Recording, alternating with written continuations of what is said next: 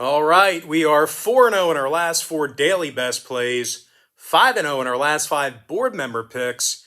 And if you want to access my personal bets, make sure you go to brockpage.com. The link for those packages I just mentioned is in the description section below right here on YouTube. All right, guys, let's go ahead and dive into some free content here. We got a huge slate of games here on Saturday. A lot of good stuff, a lot of good info. We're going to handicap 25 games. This is going to be a long one, so get comfortable. All right, Duke takes on Louisville, 12 o'clock Eastern tip-off on Saturday, January 29th, 2022. Duke's minus 9.5, totals 141. Now, the Blue Devils, they did fail to cover in 2 out of their last 3 ball games, and they're actually having a pretty tough time getting rebounds on the road. Having said that, though, the Blue Devils still got the W in 10 out of their last 11, and they're averaging 82 points a game. They've been very good offensively. And of course, a lot of that is thanks to Paolo Banchero, who's scoring 17 points a game, along with 7 boards and a couple assists. Meanwhile, Wendell Moore Jr. shooting nearly 43% from three-land, along with 15 points a game. Now, the Blue Devils are currently in the top 10 in both scoring on average per game and shooting the 3 ball away from home. They're taking on a Louisville squad who lost 5 out of their last 6 ball games. They also posted a record of just 1-9 against the spread in their last 10. We're looking at one of the worst covering teams in the ACC right now. Now, Louisville's scoring only 69 points a game, and they're making only 32% of their three-pointers. Now, defensively, on the other side of the court, the Cards are amongst the worst rebounding teams in the ACC. When it comes to the total in this one, Louisville saw overs recently with Notre Dame, Florida State, and Pitt. Meanwhile, Duke saw 2 out of their last 3 ball games get over the line themselves, throwing out that Clemson game. I'm going to lean toward Duke minus 9.5 and the over 141. Next matchup, it is going to be Georgetown versus Butler, 12 o'clock East. Butler's minus 5, totals 140. The Butler Bulldogs lost 4 out of their last 5 ball games, and they're struggling somewhat scoring with the basketball. Having said that, though, they did successfully cover the point spread in their last 2 straight, and they're currently 7-4 straight up at home this year. Chuck Harris is scoring 11 points a game along with a couple of boards. Meanwhile, Bryce Golden's made nearly 40% of his three-pointers. He's also averaging nearly double-digit points a game. Now, defensively, the Bulldogs are limiting their competition to just 63 points per contest. They're taking on a Georgetown team who's shooting just 38% from the field on the road this year. And speaking of road games, the Hoyas are still winless when traveling, and they're also letting their opponents make 50% of their field goals against them when they travel. Now, Georgetown's allowing 84 points per contest in their road games, just to give you an idea of how many points they're actually giving up. Now, injury-wise, Clark and Billingsley are questionable for the Hoyas. Riley is still out indefinitely. Meanwhile, David is questionable for Butler. When it comes to the total in this one, the Bulldogs are 70% to the under in their last 10 at home. Meanwhile, Georgetown saw unders recently with St. John's, Syracuse, and this very Butler team. But I'm going to go ahead and lean toward Butler minus 5 in the under 140. Next contest, it is going to be LSU versus TCU. That's going to be a noontime Eastern tip-off. LSU's minus 6 on the road with a total at 120.5. Now, LSU's top 3 scorers are all on the injury report right now, so you got to be aware of that. You got to be conscious of that if you're looking to fire on this game. It's Days, Pinson, and Eason. They're all questionable to play Saturday, so once again, keep an eye on that injury report. Now, the Tigers also lost 3 out of their last 4 ball games, and they struggle offensively away from home. Now, the Tigers are making only 25% of their three-pointers when traveling this year, and they're also scoring only 24 points a game in those road contests. They're taking on a TCU team who covered in 8 out of their last 10 themselves, and they're also winning 78% of their home games. TCU is one of the better rebounding teams in the Big 12, As a matter of fact, these guys are in the top 30 in the nation in defensive boards. Now, scoring-wise, Mike Miles is dropping over 15 points a game along with 3 boards and 4 assists. Meanwhile, Emmanuel Miller scoring double-digit points a game himself along with 7 rebounds. And once again, guys, when it comes to the defensive play in this one, TCU is giving up only 61 points per contest. Now, total-wise, 6 out of TCU's last 9 home games fell under the number. Meanwhile, LSU went 7-0 to the under in their contests away from their home court themselves. I'm going to go ahead and lean toward TCU plus 6 and the under 120.5. Next contest, it is going to be Miami versus Georgia Tech, 12 o'clock Eastern tip-off. Miami's -3 on the road with a total at 145.5. Now, the Canes covered in 6 out of their last 8 ball games, and they actually went 8-2 straight up in their last 10. The Canes are doing a pretty nice job shooting the basketball, and they're also averaging 76 points a game. Cameron McGusty is scoring 17 points a game along with 6 boards and a couple assists. Meanwhile, Charlie Moore is making nearly 40% of his three-pointers, and he's also averaging over a dozen points a game. Now, the Canes are in the top 30 in the country in offensive field goal percentage on the road. They're taking on a Georgia Tech squad who failed to cover in 9 out of their last 13 home games. Now, the Yellow Jackets have also done a pretty mediocre job of grabbing offensive boards. So certainly think about that particular stat there. Now, total-wise, Georgia Tech saw unders recently with Florida State, Duke, and Louisville. Meanwhile, Miami, they went 4-1 to the under in their last 5. I'm going to lean toward Miami, Florida, -3 and the under 145.5. All right, next ball game should be a good one. I'm talking about Michigan versus Michigan State, or should I say Michigan, 12:30 Eastern tip-off. Now, Michigan State is -5 at home with a total at 137.5. Sparty won 8 out of their last 10 ball games, and they're also 8-1 straight up at the Breslin Center. Sparty scoring over 77 points a night in front of their home fans, and they're also shooting 40% from three land in that same category. These guys are just dangerous from downtown at home, man. They don't miss. Anyway, Malik Hall, he's drilling over 54% of his three-pointers. No, that is not a typo. 54% of his three-pointers, just about double-digit points a game for Hall. Meanwhile, Tyson Walker, he's making 53% of his three balls himself. These guys are dangerous from downtown. I know that I said that before, but got to keep an eye on that three ball. Now, defensively, the Spartans are also in the top 25 in defensive field goal percentage, so they can play some defense as well. They're taking on a Michigan team who failed to cover in 4 out of their last 6, and those were failures to cover against the likes of Northwestern, Illinois, and Rutgers. Now, the Wolverines also have a losing record on the road this year, and they failed to cover in 4 out of those 7 road games. Now, total-wise, Michigan saw their last 3 straight get over the line, 80% to the over in their last 10. Meanwhile, Michigan State went 70% to the over in their last 10 themselves. I'm going to lean toward Michigan State -5 and the over 137.5. Next matchup, it is going to be Missouri versus Iowa State, 2 p.m. Eastern start time. Iowa State's -13.5, totals 129. Now, the Cyclones have been very good at home this year. They're 11-2 straight up at the Hilton Coliseum. Top 20 in the nation in points allowed per game. As a matter of fact, this Iowa State defensive effort, it's so good that they're limiting their competition to just 56 points a game in front of their home crowd. And if you're thinking about just chucking up a three-pointer against them, well, Iowa State's in the top 10 in guarding the three ball as well. Very tough to score against these guys.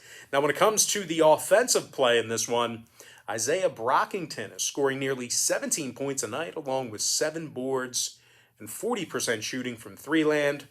Meanwhile, Caleb Charcoal Grill is making nearly 41% of his three-pointers himself. They're taking on a Missouri team who lost 7 out of their last 10, and they garnered themselves just 1 road victory all season. And not only are the Tigers scoring just 63 points a game on the road, they're also shooting a measly 27% from three-land this season. Now, total-wise, 5 out of Missouri's last 7 fell under the posted number. They also went 8-2 to the under in their last 10 meetings with Iowa State. So if you're into historical trends, you certainly want to think about that one there. Meanwhile, the Cyclones, they saw 8 out of their last 13 home games fall under the total themselves. No real surprise there. I'm going to lean toward Iowa State minus 13.5 and the under 129 in the tight window. Next game, NC State versus North Carolina, 2 o'clock East. The UNC Tar Heels are minus 8.5, totals 154. But despite a perfect home record, the Tar Heels have struggled to cover the number here recently. And as a matter of fact, UNC failed to cover in 3 out of their last 4 ball games, and they're allowing over 71 points a night. Now they're taking on an NC State team who got the W recently against the likes of Virginia and Louisville. The Wolfpack's also done a real nice job of scoring on the road. They're currently averaging 74 points a game away from their home court. Now Darian Sebron is scoring nearly 20 points per contest, along with 9 boards and 3 assists. Meanwhile, Jericole Helms is drilling nearly 42% of his shots from downtown. 14.5 points a night for Helms. Now, total-wise, the Wolfpack did see overs recently against the likes of Virginia, Duke, and Florida State.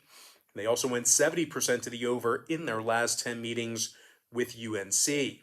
Now, the Tar Heels, they saw 4 out of their last 7 get over the total themselves. I'm going to lean toward the underdog, NC State Wolfpack, plus 8.5 in the over 154. All right, next ball game, it is going to be Oklahoma versus Auburn, 2 o'clock Eastern start time. Auburn's minus 8.5, totals 138. Now, the Tigers are 19-1 straight up for the season, and they've been perfect at home.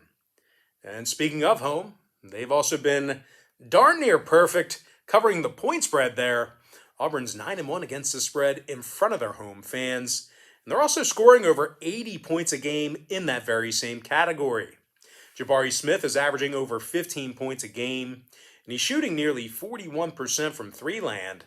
Meanwhile, KD Johnson is scoring over 13 points a game himself, along with a couple of boards. Now, defensively, Auburn's in the top 20 in the country in defensive field goal percentage. They're actually limiting their competition to just 37% shooting from the field at the Auburn Arena. Now, they're taking on an Oklahoma squad who lost 5 out of their last 7 themselves. And they may have to go to work here tonight without Chargois and Mason. Now, the Sooners are scoring just 69 points a game when they travel. They've struggled scoring points on the road. And they're also shooting just 30% from three-land in that very same category. Now, total-wise, Oklahoma saw overs recently against the likes of West Virginia, Iowa State, and Baylor. Meanwhile, Auburn, on the other side, they went 6-1 to the over in their last 7 themselves. I'm going to lean toward the Auburn Tigers, minus 8.5 in the over 138. All right, next contest I have for you, it is going to be West Virginia versus Arkansas, 2 o'clock Eastern tip-off. Arkansas is minus 4.5, totals 143. Now, Arkansas won their last 5 straight, and they're darn near perfect at home themselves. The Razorbacks are currently 11-1 straight up at the Bud Walton Arena, and they're scoring nearly 83 points a game there. These guys have been very good in front of their home fans. J.D. Notae, he's averaging over 18.5 points a game, along with 4 rebounds, 3 assists. Meanwhile, Aldis Toney is scoring over 10.5 points a game himself, along with 5 rebounds. And when it comes to defensive play in this one, the Razorbacks are limiting their competition to just 40% shooting from the field at home. They're taking on a West Virginia squad who lost their last 4 straight. And they also failed to cover in 6 out of their last 7. Now, the Mountaineers are scoring only 62 points a game on the road. And they're also shooting just 37% from the field in that very same category. Now, injury-wise, Okonkwo is still out indefinitely for West Virginia. And when it comes to the total in this one, WVU, they saw their last 4 straight get over the posted number. 7-1 to the over in their last 8. Meanwhile, Arkansas saw 7 out of their last dozen at home get over the line themselves. I'm going to lean toward Arkansas laying the 4.5 and the over 143. Next matchup, it is going to be Xavier versus Creighton, 2 o'clock Eastern tip-off.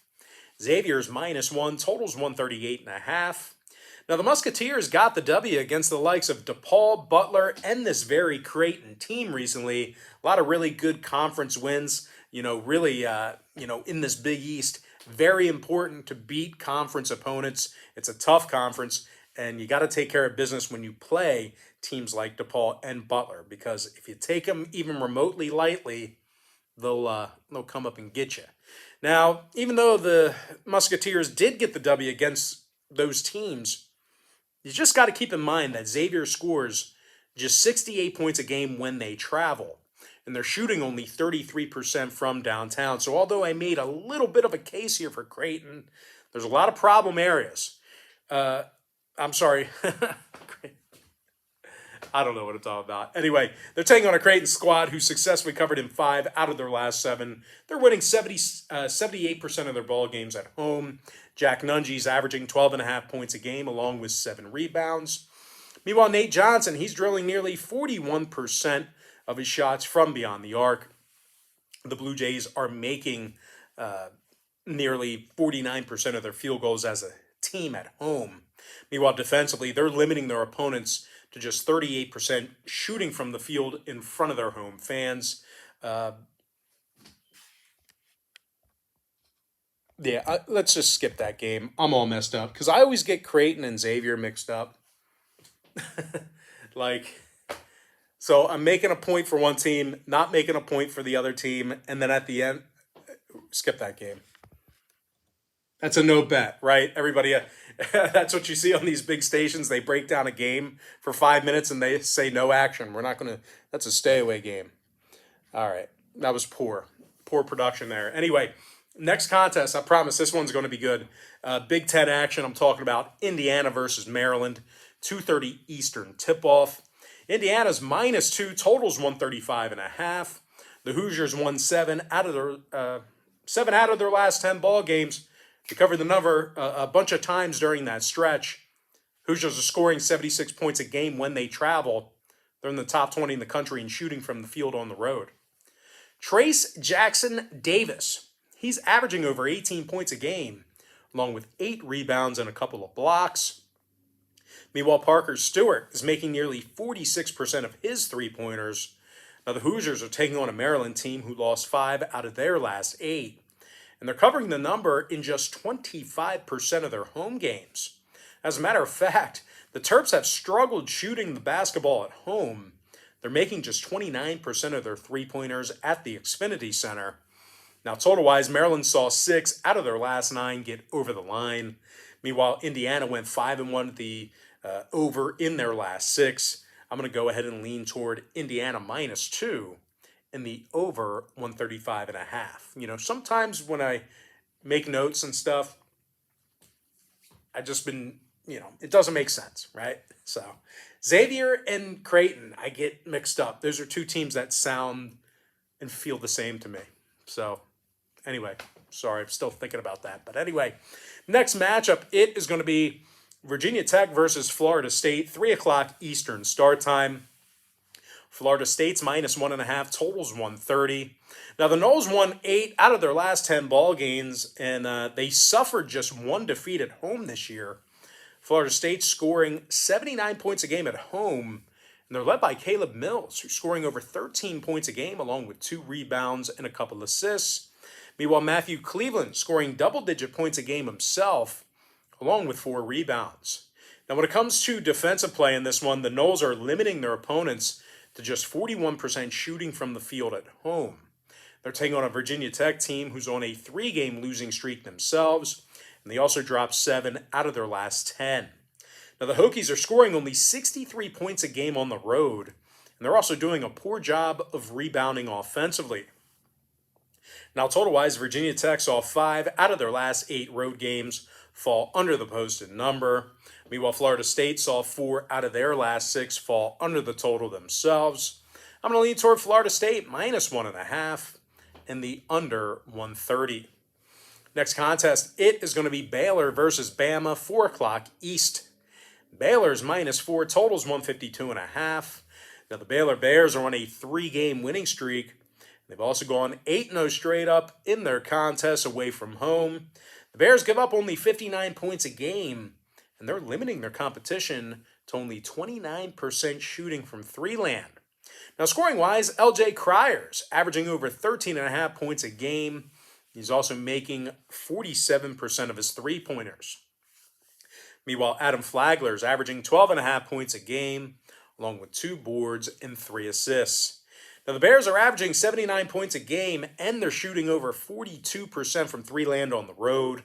They're taking on a Bama squad who failed to cover in their last 6 straight, and they posted a record of just 1-11 against the spread in their last dozen ball games. These guys have been terrible against the number.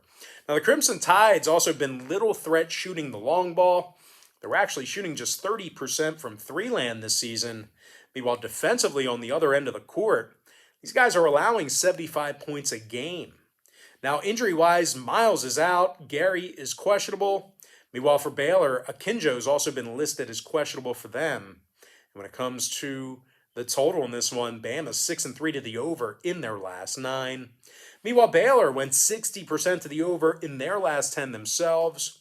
4-1 to the over as the official road team. I'm going to lean toward Baylor minus 4 in the over 152.5. All right, next contest, it is going to be Oklahoma State versus Florida, 4 o'clock Eastern tip-off. Florida's minus 4 at home, totals 134.5. Now, the Gators are still going to work without Colin Castleton. That's a huge blow to their offensive production. Felder and Jitabo are both questionable as well. Now, the Gators lost 5 out of their last 8 ball games, and they're shooting only 29% from three-land. Now, they're taking on an Oklahoma State team who's allowing just 66 points a game, and they're limiting their competition to just 39% shooting from the field. So these guys have been kind of stingy here on the defensive end of the court. Now, scoring-wise, Avery Anderson's averaging nearly 12 points a game, along with 2 boards and a couple assists. Meanwhile, Bryce Williams, he's averaging double-digit points a game himself, along with a couple of boards and 3 assists. When it comes to defensive play in this one, the Cowboys are in the top 25 in defensive field goal percentage on the road. When it comes to the total in this one, Oklahoma State went 7-2 to the under in their last 9 outings. Meanwhile, Florida's 8-3 to the under in their last 11 at home. I'm going to lean toward Oklahoma State plus 4 in the under 134.5. Next matchup, it is going to be Illinois versus Northwestern. That's going to be a 4:30 Eastern start time. Illinois is minus 4.5, totals 146. And as good as the Illini have been this season, they still may go to work without Kofi Coburn. He's questionable for Saturday. He's been battling concussion symptoms here. But the Illini, they failed to cover in 4 out of their last 5 ball games, with failures to cover coming against the likes of Michigan State, Maryland, and Purdue. Now, they're taking on a Northwestern team who scores a whole bunch of points at home. The Wildcats are averaging 80 points a game at the Welsh Ryan Arena. And they're led by Pete Nance, who's drilling over 43% of his three-pointers. He's also averaging 16 points a game. Boo Buie's also scoring over 14.5 points a night himself, along with 2 boards and 5 assists. Now, total-wise, Northwestern saw 6 out of their last 9 get over the line. They also went 6-2 to the over in their last 8 at any location. Meanwhile, Illinois went 60% to the over in their last 10 themselves. I'm going to lean toward Northwestern plus 4.5 in the over 146. Next contest, it is going to be Utah versus Washington, 5 p.m. Eastern start time. Washington is minus 1, totals 139.5. Now, Washington got the W in 4 out of their last 5 ball games. 66 points a game they're giving up at home. When it comes to the scoring, Terrell Brown Jr. is averaging over 21 points a game, along with 4 boards and 3 assists. Meanwhile, Emmett Matthews is averaging nearly a dozen points a game himself, along with 4 rebounds. They're taking on a Utah team who's on a 9-game losing streak, and they're giving up 76 points a game on the road this year. And speaking of road games, Utah's also gone just 1-7 straight up in their 8 contests as the official road team this year. Now, total-wise, Utah went 6-1 to the under in their last 7 ball games. The Utes also went 70% to the under in their last 10 meetings with Washington. So if you're into historical trends, you certainly want to think about that one there. The Huskies, on the other side, they are currently 8-2 to the under in their last 10 home games. Plenty of unders to go around between these two teams. I'm going to lean toward Washington -1 and the under 139.5. Next matchup, it is going to be Kentucky versus Kansas, 6 o'clock Eastern start time. The Kansas Jayhawks are -3, totals 157.5. Now, Kansas failed to cover in their last 3 straight, and they also went just 1-5 against the spread in their last 6. Having said that, though, these guys are currently on a 5-game winning streak, and they do remain undefeated at the Allen Fieldhouse. The Jayhawks allow only 65 points a game in front of their home fans. They're also limiting their competition to just 28% shooting from 3-land on their home court. And when it comes to the offensive production, Ochai Agbaji is draining 47% of his 3 balls. He's also averaging 21 points a game. Meanwhile, Christian Braun, he's averaging over 15 points a night himself, along with 5 boards and 3 assists. And speaking of offense, more offense, the Jayhawks are making nearly 51% of their field goals at home. They're also in the top 15 in the nation in scoring on average per contest. Lots of offense in Kansas. Now they're taking on a Kentucky team who failed to cover in their last 3 straight. And they may have to go to work without Toppin, Washington, Collins, and Shibwe. All those guys are listed as questionable to play on Saturday. Now, the Wildcats are scoring just 67 points a game on the road this year, and they're also making only 31% of their 3-pointers in that same category. So these guys have been little threat shooting the deep ball when they travel. Now, Kentucky currently has a losing record on the road, so keep that in mind as well. They haven't been traveling all that great. Now, total-wise, Kentucky saw 3 out of their last 4 get over the line. Kansas is 7-2 to the over in their last night at home. I'm going to lean toward Kansas -3 and the over 157.5, and I'm also predicting a Calipari ejection. A Calipari ejection. He's gone. He's going to get tossed. Anyway, next matchup, it is going to be Mississippi State versus Texas Tech, 6 o'clock Eastern start time. The Texas Tech Red Raiders are -7, totals 133.5. The Red Raiders have been very good against the number here recently.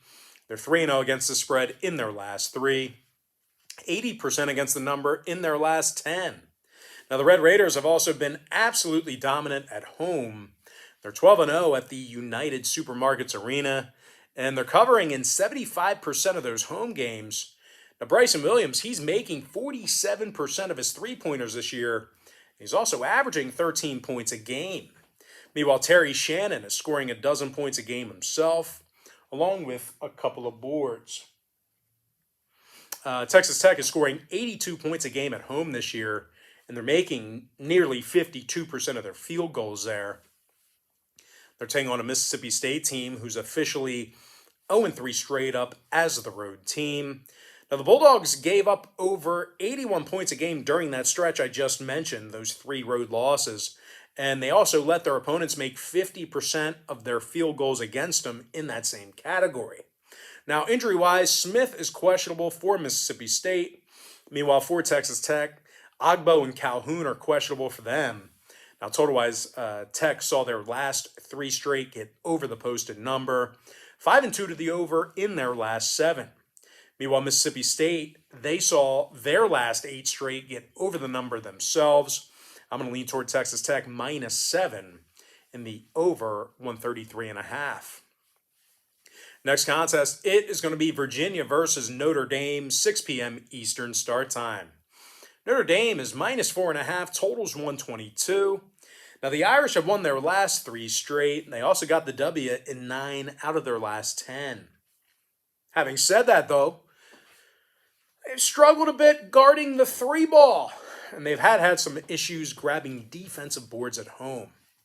And speaking of boards, the Irish have also done just about an average job of offensive rebounding this season as well. They're taking on a Virginia team who won 5 out of their last 8. And they play arguably some of the best defense in the country. The Cavaliers allow only 59 points a game, and they're also in the top 20 in the nation in defensive boards on the road.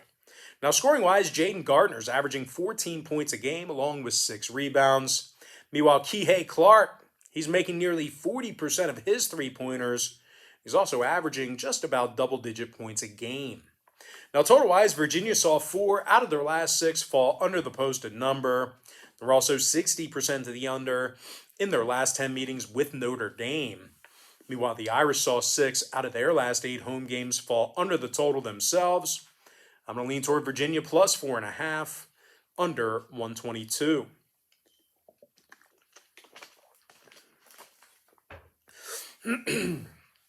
All right, next ball game, Big Ten action. Rutgers versus Nebraska, 6:30 East. Rutgers is -1, totals 137.5.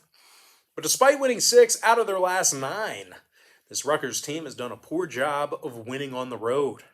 As a matter of fact, the Scarlet Knights are just 1-6 straight up when traveling, and they're also giving up nearly 74 points per contest in those road games.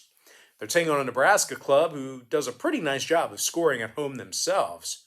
The Cornhuskers are averaging almost 75 points a game at the Pinnacle Bank Arena, and they're led by Bryce McGowens, who's scoring over 16 points a game. Meanwhile, senior guard Alonzo Verge is also dropping 14 points a game himself, along with 4 boards and 5 assists. And even though the Huskers have struggled this season, well, all of their wins on the year came at home. So they're doing all their winning on their home court. Now, total-wise, Nebraska is 70% to the over in their last 10 ball games. Meanwhile, Rutgers saw overs recently with Minnesota, Nebraska, and Michigan. I'm going to lean toward Nebraska +1 in the over 137.5. All right, next ball game. It is going to be Tennessee versus Texas, 8 o'clock Eastern tip-off. Texas is -2.5, totals 125. Now, the Longhorns literally give up like 0 points a game at home. Like, you can't score on them when they're home. But seriously, these guys lead the entire country in fewest points allowed per game on their home court. They're giving up just 49 points a game at the Irwin, and they're currently 12-1 straight up in that very building. Now, scoring-wise, Timmy Allen, he's averaging nearly 12 points a game, along with 6 boards and a couple assists. Meanwhile, Marcus Carr is scoring 11 points a game himself, along with 2 boards and 3 assists as well. Now, the Longhorns are currently in the top 20 in offensive free throw percentage at home. They're taking on a Tennessee squad who lost 3 out of their last 5 road games, and they give up nearly 75 points per contest when they travel. Now, total-wise, Tennessee went 6-3 to the under in their last 9 ball games. Meanwhile, Texas on the other side, they're currently 60% to the under for the entire season. I'm going to lean toward the Texas Longhorns -2.5 and the under 125. Next contest, Wake Forest, Syracuse, 8 o'clock Carrier Dome. Wake Forest is -3 on the road, totals 154.5. Now, the Deacs are on a 4-game winning streak, and they successfully covered the point spread in all 4 of those victories. Now, the Deacs are also amongst the best scoring teams in the country. They're averaging over 75 points a game on the road, and they're making nearly 52% of their field goals in that very same category. Alondis Williams is averaging over 20 points a game, along with 6 boards and 5 assists. Meanwhile, Davian Williamson is shooting nearly 41% from beyond the arc. And when it comes to defensive play in this one, Wake Forest is in the top 15 in the country in road defensive rebounding. Now, they're also limiting their competition to just 39% shooting from the field. They're taking on a Syracuse team who certainly gives up a whole lot of points. They're actually allowing their opponents to score 76 points a game in the Carrier Dome, and they've also struggled grabbing defensive boards as well. Now, total-wise, Syracuse has gone 60% to the over on their home court this year. We've seen a good amount of scoring in the Big Dome. They also saw overs recently against Clemson, Miami, and Virginia. Meanwhile, Wake Forest, on the other side, they saw their last 4 straight get over the posted total themselves. I'm going to lean toward Wake Forest -3 in the over 154.5. Next contest, it is going to be South Carolina versus Texas A&M, and that's going to be an 8:30 Eastern start time. Texas A&M's -7, totals 131.5. Now, A&M lost their last 3 straight, and they actually really struggled offensively in those losses. Having said that, though, these guys have been really good at home this year. They're 10-1 straight up at the Reed Arena, and they gave up just 60 points a night in that category in their building. So they're playing really, really good defense in front of their home crowd. And as a matter of fact, the Aggies are limiting their competition to just 38% shooting from the field on their home court. Now, when it comes to the offense in this one, Quentin Jackson, he's scoring 13 points a game, along with 3 rebounds. Meanwhile, Henry Coleman, he's scoring double-digit points a game himself, along with 5.5 boards. Now, they're taking on a South Carolina team who lost 4 out of their last 5 on the road, and they scored only 57 points a game in those contests. So, really struggling offensively. Once again, they scored just 57 points a game in their last 5 road games. And equally as bad, the Gamecocks are shooting just 36% from the field when they travel this year as well. Now, total-wise, 7 out of South Carolina's last 8 away from home fell under the line. No real surprise there. Meanwhile, Texas A&M, they saw unders recently with Kentucky, Missouri, and Ole Miss. So with that in mind, we're going to lean toward Texas A&M -7 and the under 131.5. All right, next contest. It is going to be Stanford versus UCLA, 9:30 Eastern start time. UCLA is -12.5, totals 137. Now, the Bruins have proven they can cover, big numbers here recently. They've covered spreads of 13 and 16 points here over the past, handful of games. And they're also 9-1 straight up at home this year. Now, they're scoring 86 points a game in their own arena. Johnny Juzang's scoring over 18 points a game. He's also drilling 40% of his 3 balls. Keep an eye on him. He's banged up a little bit, so if you're looking to fire on this game, keep an eye on his status. And now Tiger Campbell looks like he's going to be a go. He's drilling nearly 44% of his 3 balls. He's also scoring 11 points a night, so keep an eye on him. He can get hot from 3 land. Now, they're taking on. The Bruins are making almost 50% of their field goals in front of their home fans. They're taking on a Stanford club who failed to cover in 3 out of their last 4, and they're allowing nearly 74 points a game when they travel. This could be a high-scoring game for UCLA. Now, offensively, Stanford struggles scoring points when traveling. They're averaging just 64 points a game away from home. Now, total-wise, Stanford saw overs recently with Arizona State, USC, and Liberty. Meanwhile, 4 out of UCLA's last 6 got over the number themselves. 80% to the over on their home court. Once again, keep an eye on Johnny Juzang. He is questionable. Clark is out. But regardless, I'm going to lean toward UCLA -12.5 in the over 137. And with that, guys, we're going to jump into our next and final matchup for the show. Games all day long, man. There's always something to maybe nibble on if you got some money in that sportsbook account. But anyway, Utah State versus Nevada, 10 o'clock Eastern start time. Utah State's -2.5, totals 150. But despite being favored in this one, Utah State lost 4 out of their last 5. And they're giving up 75 points a night when they travel. They're taking on a Nevada team who won 6 out of their last 9 themselves in Reno, and they're averaging over 78 points a game there. Grant Sherfield's averaging nearly 20 points a game, along with 4 boards and 6 assists. Meanwhile, Will Baker's dropping 45% of his three-pointers. He's also scoring nearly a dozen a game. Now, total-wise, Nevada saw overs with Fresno, Air Force, and Boise. They're also 60% to the over in their last 10 meetings with Utah State. Now, the Aggies, on the other side of things, they saw 8 out of their last 11 away from home get over the line themselves. I'm going to lean toward Nevada, plus 2.5 in the over 150. And with that, guys, we're going to jump into our quick pick recap. Powered to you by my website at brockpage.com, where we are 4-0 in our last 4 $1.99 daily best plays. I like Duke minus 9.5 over 141. Butler minus 5 under 140. TCU plus 6 under 120.5. Miami minus 3 under 145 and a hook. Michigan State minus 5 over 137.5. Iowa State minus 13.5 under 129. NC State plus 8.5 over 154. Auburn minus 8.5 over 138. Sorry, I'm like the Amazon thing started talking the quick pick recap yesterday, so I'm like waiting for it. Anyway, Arkansas minus 4.5 over 143. Xavier minus 1 under 138.5. Indiana minus 2 over 135 and a hook. Florida State minus 1.5 under 130. Baylor minus 4 over 152.5.